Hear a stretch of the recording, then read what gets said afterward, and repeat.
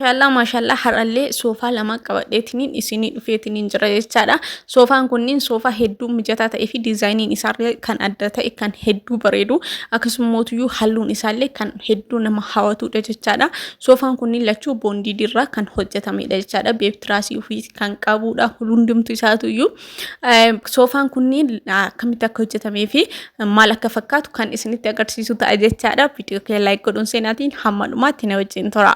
Assalamu alaikum warahmatullahi wabarakatuh.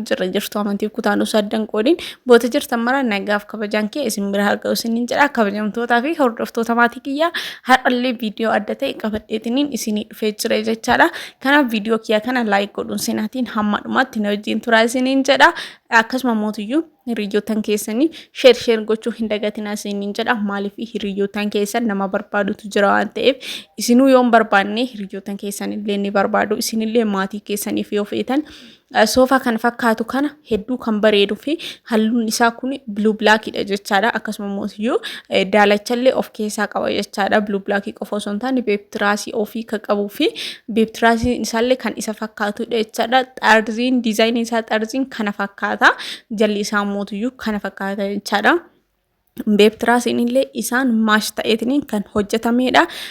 Halluu lamaan kan hojjetamedha jechaadha. Blue black fi yookaan mootiyyuu bulee fi daalachaan jechaadha. Inni kun nama lama kan teessisudha jechaadha. Sararatu jira iddootti. Kun mootiyyuu koornariidha jechaadha. Koornariin kun mootiyyuu kan abbaa tokkooti.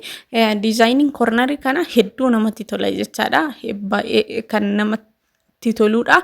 Diizaayiniin inni ittiin hojjetame innillee kan nama tokkooti jechaadha. Eegas mootiyyuu ammallee as biratti kunillee kan nama tokkooti. Kun mootiyyuu kan nama lamaati. As biratti kunillee kan nama lamaati. Kun immoo kan nama tokkooti. Walumaa galatti kun abbaa sagaliiti yookaan mootiyyuu nama sagalii ol kan teessisudha jechaadha. Kabajamtootaa fi hordoftoota maatii kiyyaa gatii filatamaa ta'een gatii madaalawaa ta'een kan qophaa'edha jechaadha. Hojjetameetiniin kan baheedha. Akkuma jalqabarra isiniin jedhe soofaan kun boondiidii irraa jechaadha kan hojjetame.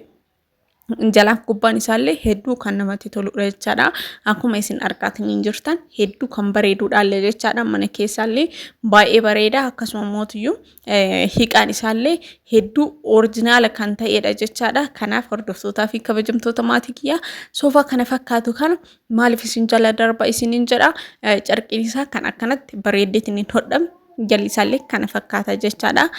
Gubbaan isaallee mootiyyuu akkasuma mootiyyuu kana fakkaata. Hedduu kan namatti toluu fi hedduu kan nama ajaa'ibudha jechaadha. Kabajamtootaa fi hordoftoota maatii kiyyaa meeshaa sirraan kwaalitii eeggateetiniin carqii orijinaalaan boondiidii orijinaalaan kan hin faramneen boondiidiin hin beektaniin sadarkaa qaba.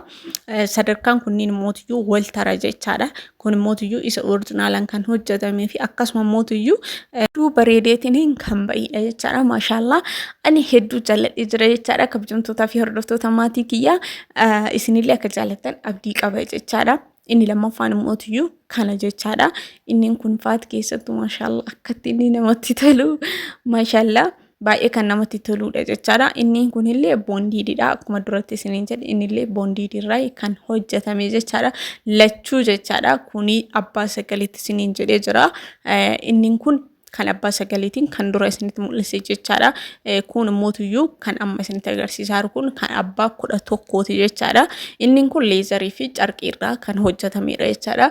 Cinaan leezariidha. Cinaan mootiyyuu carqiidha jechaadha. Soofaa hedduu mijataa ta'e mana keenyallee kan bareedina isaa sadarkaa isaa ol nu dabaluudha haala jechaadha. Innillee kunillee as birattillee kan abbaa lamaati. As biratti mootiyyuu koornarii isaati. Koorneriin isaa kun hin bareedu maashaallah ani akkatti natti tolee laalame hedduu namatti tole jechaadha. Koorneriin isaa kun ani hedduu natti tole akkatti inni bareedu jechaadha. As biratti koorneriillee abbaa tokkooti. As birattillee abbaa tokkooti. As biratti mootiyyuu abbaa lamaati. Hanga sarara kana nama tokko eegasullee nama tokko waliigalatti inni kun nama lama teessisudha jechaadha. Kun mootiyyuu as birattillee ammallee abbaa lamaati. Eegasuu mootiyyuu kanaan irra taa'eetiin hin jiru kun kan abbaa sadiiti jechaadha. Nama sadii ol kan teessisuu danda'udha jechaadha. Maal soofaa qofaa miti akka algaatitti illee fayyadamtanii rahaa irra godhuu hin dandeettanii ciisuullee hin dandeettan jechaadha. Hedduu mijataa ta'eetiin kan hojjetamedha jechaadha. Hedduu kan namatti toludha. Akkasuma mootiyyuu jechaadha. Kabajamtootaa fi hordoftoota maatii kiyyaa akkatti inni namatti tolu yoo irra taa'an jechaadha. mijataa kan ta'edha. Hedduu kan namatti tolu osoo toltee irraa ka'uu baatanii namatti tola jechaadha. Kanaaf kabajamtootaa fi hordoftoota maatii kiyyaa soofaan kunillee akkuma isiniin jedhe abbaa 11ti sun abbaa 9ti kanneen lachuunuyyuu yeroo dhiyoo keessa hojjetamee kan ba'edha jechaadha. Akkasuma isiniin jedhe boondiidii tokkoffaarra kan hojjetamedha. Kabajamtootaa fi hordoftoota maatii kiyyaa boondiidiin hedduu dabalaatiin hin jira. Guyyaarraa jechaadha kan dabalaatiin hin jiru eessa akka dhaqu jedhu ani hin beeku garuu kanaaf jala ajajadhaa isiniin jedha. Amma fakkeenyaaf gatiin maaf nuun himnee maaf nuun himnee naan jettan. Fakkeenyaaf gatiin soofaa kan amma ittiin hojba'ee fi yoo isin turtaniitiin irra deebitanii ajajattan booda san taa'eetiin hin eegu jechaadha. Sababa saniif afaan lama dubbachuun natti ulfaate. Gatiin kun ittiin ba'e hin jira sirriidha garuu mootiyyuu sanirra dabaluus danda'a boota sanis jiraachuu danda'a isin garuu dafaatiin ajajadhaa isiniin jedha. Inni biraan mootiyyuu wanti ani isinitti ni dhaamu kalariin kuni jechaadha yeroo baay'ee deebi'ee dhufuu baachuu danda'a garuu mootiyyuu carqiin isuma ta'ee bifti kan itti dhihaatu ta'uu danda'a innillee argamuu hin danda'a jechaadha. Kanaaf san mootiyyuu sanillee asumaan naa beekaa isiniin jedha. Kabajamtootaa fi hordoftoota maatii kiyyaa soofaan kun kana fakkaata jechaadha. Maashaallah hedduu kan namatti toludha. Hedduu mijataa kan ta'ee fi hedduu kan bareedudha jechaadha. Bareedumni isaallee kan ajaa'iba ta'edha. Soofaan lachuun jechaadha. Kan nama lamaati isiniin jedheetiin hin jira. Lachuu hedduu kan bareedudha. Kwaalitiin isaallee mootiyyuu akkasuma hedduu tokkoffaa kan ta'edha jechaadha. Carqiin isaa duubaa fi ufafoon isaallee tokkuma garaagarummaa tokkollee hin qabu jechaadha. Gubbaan isaallee haala kanallee zarii fi carqiidha. Bifa lamaan jechaadha faayameetiin kan hojjetamedha. Duubni isaallee waxxaramee maashaallah bareeda ta'eetiin carqima akkuma ufafoo argitan san duubni isaallee akkasuma jira jechaadha. Garaagarummaa takkallee hin qabu.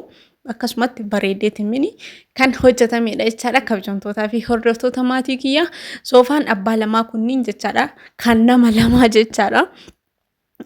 Hedduu kan bareedudha. Keessattuu inni kun maashaallah ani hedduu natti tole jechaadha. Isinillee akka jaallattan abdii qaba jechaadha. Kanaaf inni kun kan irraallee naxxalamuu danda'udha jechaadha. Akka algaattillee fayyadamuu irra ciistanii akka barbaadanitti rahaa godhuu hin dandeettanii akkanatti adda isaatiittillee kaa'uu ni dandeettan jechaadha. Hedduu kan namatti toludha. Ijaan yeroo bira geettaniitiin ilaaltan kana caala kan bareedudha jechaadha. Maashaallah kan nama hawwatudha. Irraa ka'illee nama hin godhu jechaadha. Kabajamtootaa fi hordoftoota maatii kiyyaa meeshaalee akkanaa kanneen yoo barbaadan maal kana qofaa miti meeshaalee mana keessaa hunduma isaa yoo barbaadan maatii keessan gammachiisuudhaaf ofii keessaniif yoo barbaadanillee ana biraan argachuu hin dandeettan jechaadha. Akkasuma mootiyyuu sarpiraayizii yoo godhuu barbaadan maatii keessaniif jechaadha odoo isaan hin beekin na biratti hojjechiistaniitiin isinii geessee qalbii isaanii isinii gammachiisuu ni danda'a jechaadha. Sanillee yoo barbaadan filannoo keessan zabiibaa gochuu ni dandeettan jechaadha. Lakkoofsa bilbilaa an asirratti isinii maxxansu kanaan iimoon ta'ee telegiraamaan waasaappiin keessan na dubbistanii meeshaa kamuu narraan hin argatan jechaadha. Viidiyoon isa har'aa kiyya kana fakkaata. Horaa bulaa.